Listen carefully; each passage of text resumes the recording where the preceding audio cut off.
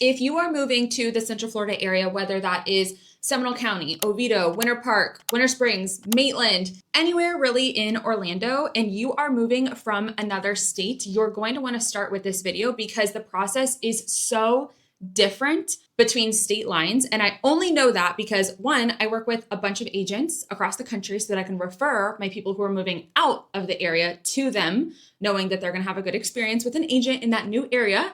And I hear that things are so different, or I help so many people relocating from out of state to Oviedo, to Winter Park, to just like the general Orlando area.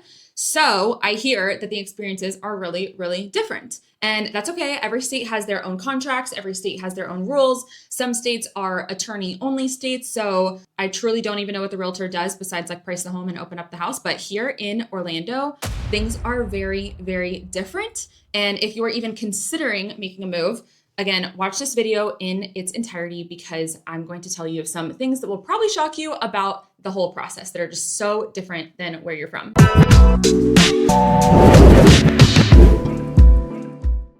Hi friends, sorry to interrupt my own YouTube channel, but I have something really, really exciting on the horizon that I wanted to share with you. Obviously, buying here in Florida is super different than wherever you are coming from. It doesn't matter what state you're coming from, buying in Florida is completely different. We have different property taxes. We have a different insurance market that's unlike anywhere else in the country right now. We have homestead laws that are completely different. We have hurricane disclosures that are different, flood zones that change block by block, and you just don't know what you don't know yet. And that's exactly where people lose money or lose the house or both. So I'm hosting a free live webinar. This is going to be October 5th, 2026.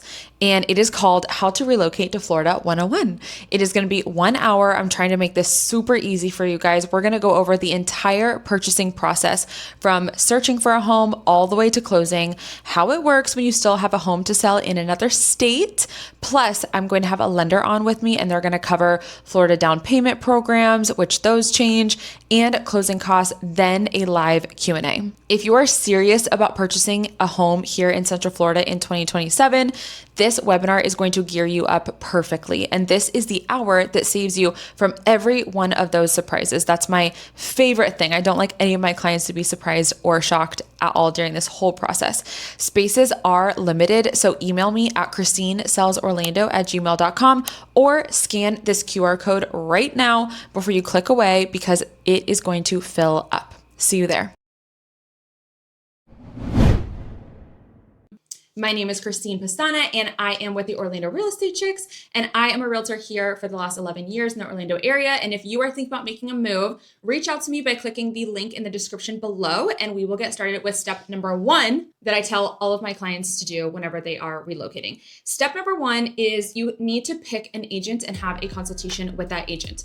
The purpose of this consultation is both ways. You need to see if you like them, and they need to see if they can help you. Do they work in the areas that you are looking for? You are using this as a consultation, yes, to ask them any questions about the area, to see where the flood zones are, where the hurricane hits the hardest, where the alligators live, all that good stuff. And you're also gonna give them like your bedroom, bathroom count, price point, all that good stuff, what you guys do for fun, what part of town you're thinking of, what research you've done.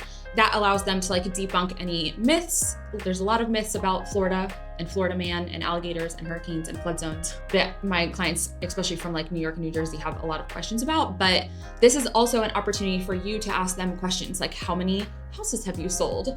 How many houses have you sold in the area that we are looking in?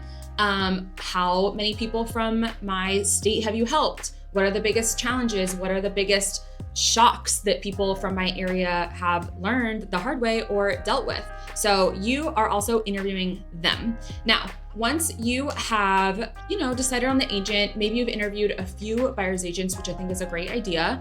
I would say you have to pick one. Now, the reason why I say you have to pick one is because in order to look at houses, this is a nationwide rule. So whether you're looking in Florida, whether you're looking in Texas, California, New York, any state, you have to sign what's called a buyer broker agreement, which is basically you agreeing to use them as your buyer's agent. They're all different because the agents can fill them out in a different way. So some agents have a year-long buyer broker agreement. Some charge a certain amount, which I'm not really allowed to say. Some agents charge a cancellation fee. Some agents write in the additional terms. So it's really important to go through that very carefully and make sure that you're not agreeing to anything. But either way, if you are interviewing these agents and you're having good conversations with them and you trust them, you should trust that what they're sending you is legitimate and a fair buyer broker agreement. But either way, this is a nationwide rule. No matter where you look at houses, who you look at houses with, a buyer broker agreement is just part of the process. Just like whenever you list a home, you have to sign a listing agreement with one agent. You have to now sign a buyer broker agreement with one realtor whenever you're looking at properties. Now, if you were buying a house like 10 years ago and you're like, Kristine, I didn't have to do that back then, you're correct. This just came into effect within the last 2 years. This is kind of a newer thing, and buyer broker agreements are new to everyone. Agents didn't have them before, buyers didn't have them before, so that would be accurate. But don't be shocked if an agent asks you to sign this, because if you don't sign theirs, the next agent will also ask you, because you have to have it signed. So that's why I kind of love that the buyer broker agreement is now a thing, because I don't think that people were interviewing their buyer's agents before. Whereas I think that that's really, really important. You want to know that your agent is local to your area. If you are looking for a home in Seminole County, Winter Park, and Maitland, so that's like Oviedo, Winter Springs, even like Geneva, Chiliota, and you are using an agent that mainly sells down by Disney, you're not going to have the same experience as if you worked with an agent like me who is from this area, grew up in this area, and has sold this area for over a decade. You are not going to have someone that knows the school zones. You are not going to have that, and vice versa. I don't sell homes down by Disney for a reason, because I'm not valuable down by Disney. I'm only valuable in the areas that I work, and I'm very passionate about that, if you cannot tell. That is kind of your first step 1 and step 2, which is get a consultation with a buyer's agent. Do your research. Obviously, YouTube is a great place to find an agent because you get to look and see what areas they serve. That's probably the areas that they're talking about the most. You get to know their personality a little bit, how they work, what they believe in, and just the knowledge that they bring. So maybe pick someone from YouTube and interview them. Okay, so that'll be your first step. Pick an agent, sign the buyer broker agreement. Your next step, which again, this is also kind of like universal, nationwide, this is not anything different than you would do probably anywhere else, is get your proof of funds together if it is a cash purchase, or get pre-approved with a local lender, ideally. Now, realtors, we cannot tell you who to get approved with, but we can definitely give you recommendations. And remember, we are doing deals on a weekly basis, so we see the best and the worst lenders. So I would really take our advice whenever we're telling you to get pre-approved with a certain person. It's because we have seen the way that they work, the way that they communicate with clients, the way that they communicate with listing agents, the way that they can help get our offer accepted. And it's just a good all-around thing. So I would definitely recommend. And if you're hesitant about that, if you're like, oh no, I don't want to use the one that my agent recommended, whatever, for whatever reason. First of all, we cannot get paid for that referral. So that's one thing that's super important to know. When I recommend you to a lender, I'm not getting a kickback in any way, shape, or form. That's super illegal to do. So that's definitely not happening. And it solely is because we know how these people work. They want to keep earning our referrals. So they're going to put our clients first. And that usually means a much smoother transaction. I'm going to know more about your file, about our offer, about how we need to structure the financing contingency and the loan approval period. So that is really just going to help make everything so much smoother, and it's going to be a good thing. If you are set on using a big bank like Bank of America or Chase or something like that, or your credit union, go for it. But I would really just suggest getting a contact person with like their cell phone number instead of a 1-800 number, just to make things a little bit easier, because there's a lot of communication behind the scenes that your agent is going to have with the loan officer about your file. And it's just really, really important that I know that person, I trust that person, and I know that they're going to get us to the finish line. So that would be the third step, is to get pre-approved. Now, the fun part happens. I would say that your consultation should be fun. I know that I like mine to be fun. This is my livelihood. This is what I do, I don't know, 80% of my time. So I like to have fun with my clients. And so this whole process should be reassuring. It should feel like someone's guiding you. It should feel like someone has your back and someone has your best interest in mind and is excited for you. So that should be the vibe so far.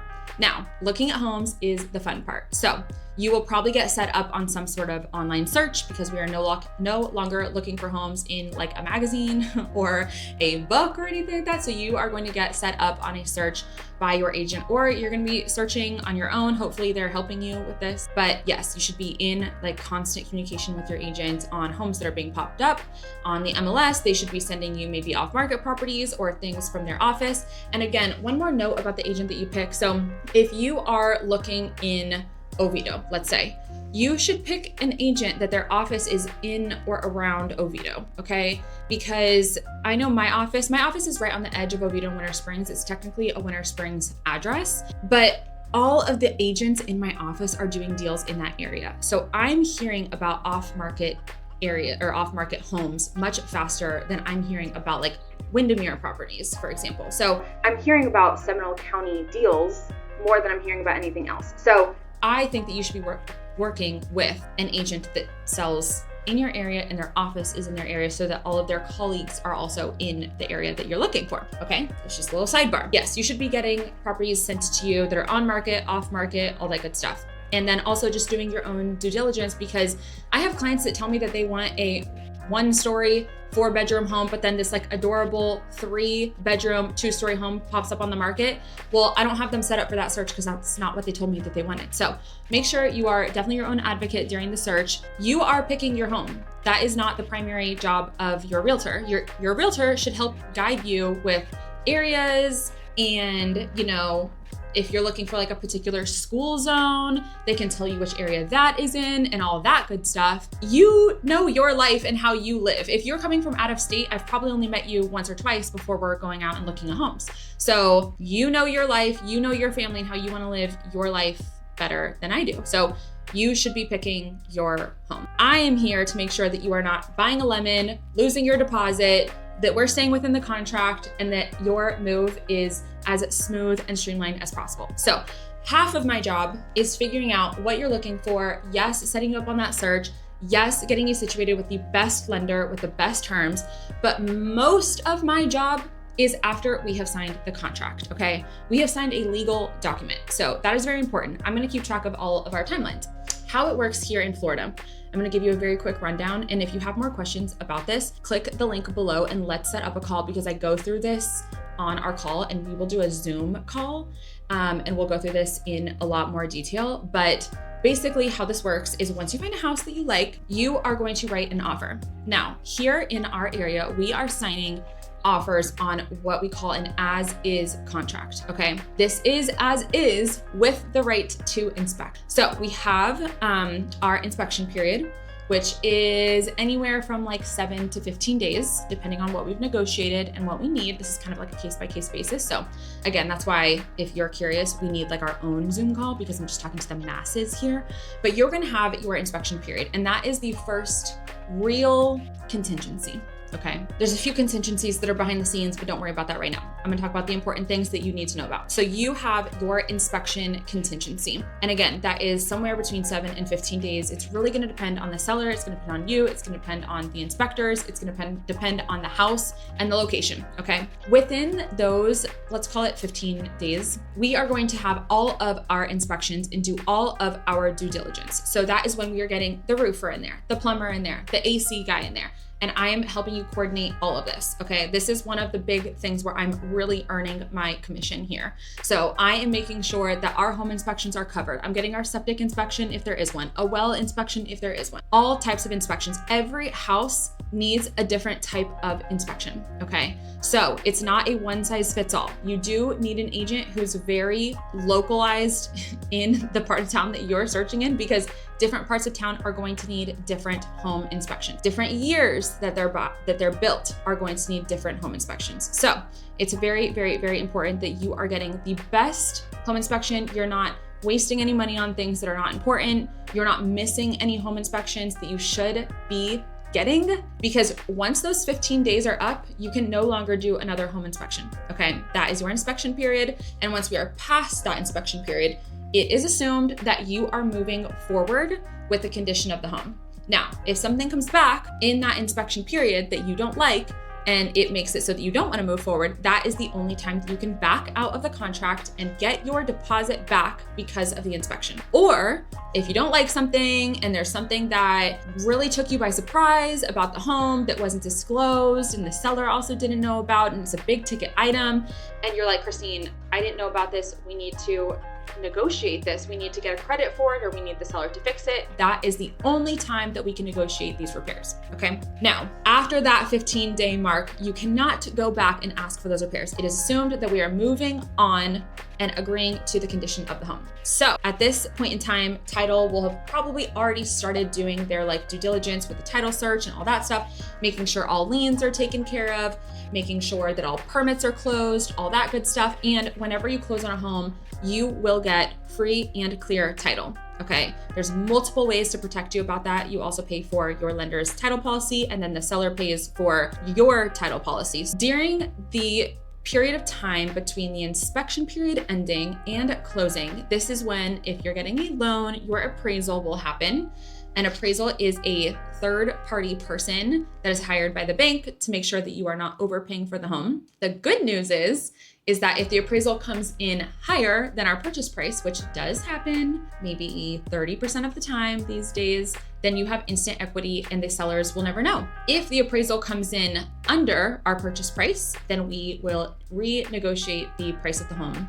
Unless we have agreed on something else whenever we sign the contract. So again, things are kind of a case-by-case basis. I thought this was gonna be an easy video, but as I'm going through it, I'm like, every step is kind of customized to the home, to the seller, to the buyer, to the timeline, to the location, to the year it was built. So there's just so many nuances, and every transaction's not the same, which again is so important that you are interviewing your buyer's agents. So let's keep moving forward. So once we get past the appraisal, we have something called a loan contingency. And this is one of our very last contingencies. Again, there are a few title contingencies, but I'm not gonna bore you with those because here in Florida where we're selling houses, those typically are not an issue or they're very easily cleared up. So I'm just kind of breezing past those, but we do have those in place. But when you get pre-approved, you are not fully approved for the loan. The appraisal needs to come back. The lender's gonna do a lot more digging on your file. If you are a W-2 employee, this is a much easier process for you.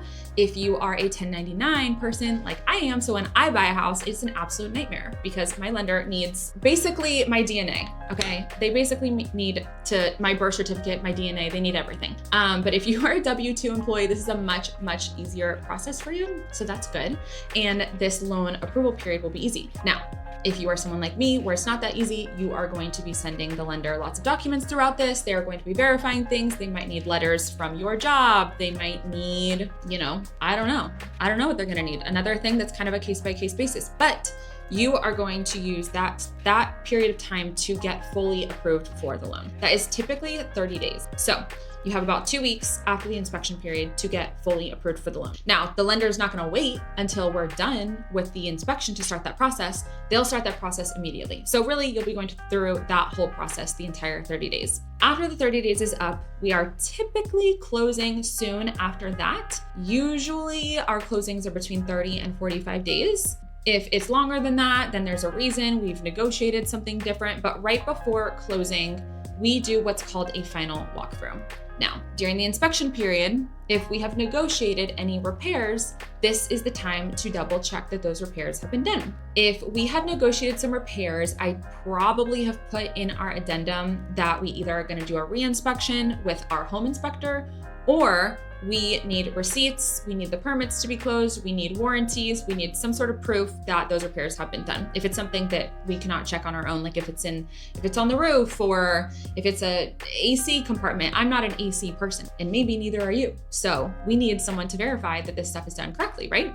So that is the time period that we will check that the repairs have been made and everything's looking good. Then we go to closing. Closing is pretty anticlimactic, I will say, and that is a good thing. By this point in time, nothing can change on your loan. So there's no waking up in the morning and your loan is denied. That does not happen anymore. They changed the rules on that a long time ago. I won't bore you with the interest of that, but that does not happen anymore. It is not possible.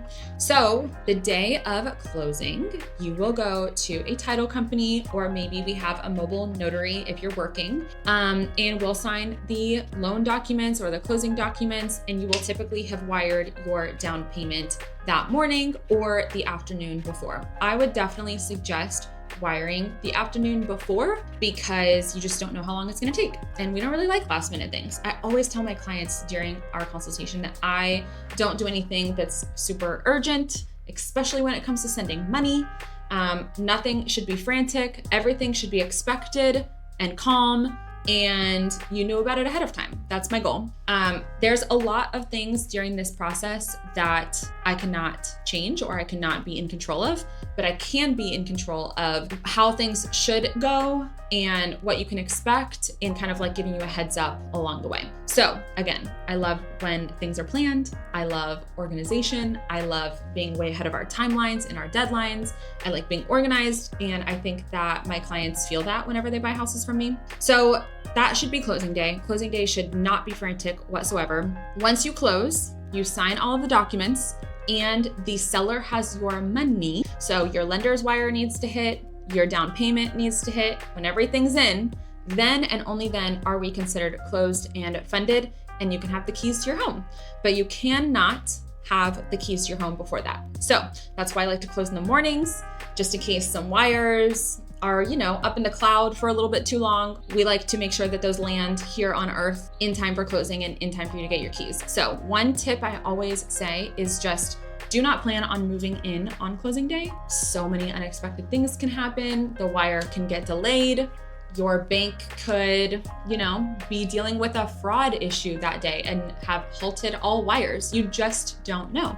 I never let my clients have like a moving truck being delivered the hour after closing. That's like the worst thing that you can do. It's almost like backwards karma, and your closing will never go smoothly. Okay, so just get the moving truck delivered the next day, let closing happen, let funding happen, get your keys, and move in the following day or the following weekend. So I love to go over this process with people. I love to help people move from out of state here. It is a more simple and stress-free process than it needs to be. I cannot attest for this process in other states, but I can tell you that I am super happy and super excited to guide my clients through this process of buying here all the time. So if that is you and this video was really helpful for you and you need someone like me to guide you through this process, I am excited to do that. Click the link in the description below and I'll be happy to help and get our step 1, our consultation set up. Bye.